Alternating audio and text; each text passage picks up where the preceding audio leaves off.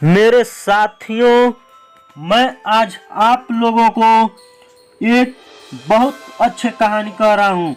इस कहानी से आपको यह शिक्षा मिलेगा कि हृदय की विशालता बहुत जरूरी है।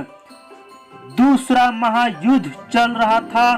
ब्रिटेन में रहने वाले एक यहूदी वैज्ञानिक ने ब्रिटिश सेना के लिए बहुत सारे अस्त्र शस्त्र तैयार किए और ब्रिटेन की जीत में बड़ा भारी सहयोगी बन गया। एक दिन बड़े अफसर, बड़े अधिकारी सब इकट्ठे हुए।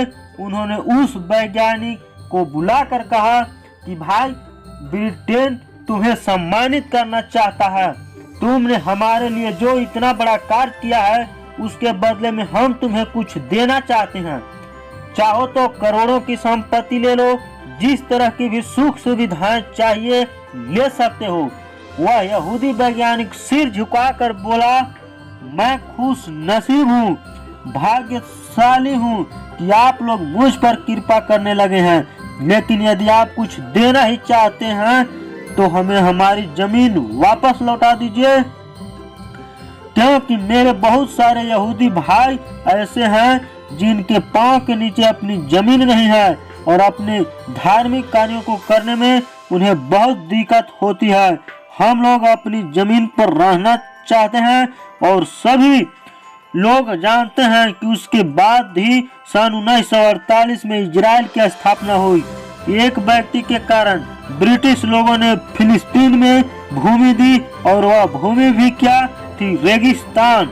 लेकिन इन रेगिस्तान वाली भूमि पर भी अपने परिश्रम के बल से वे लोग वहां स्थापित होकर धरती पर स्वर्ग बनाया।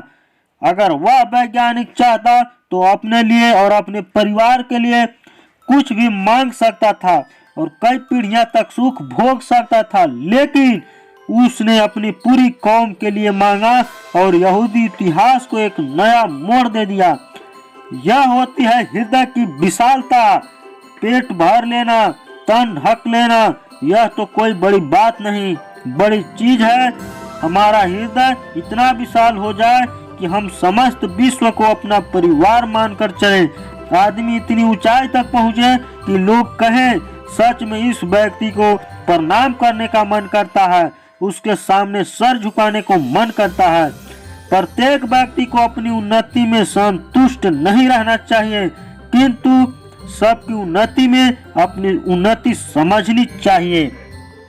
साथियों, जब भी मनुष्य के ऊपर कोई भी कार्य करने की क्षमता होता है तो उसके अपने अंदर की हृदय की विशालता को करना चाहिए।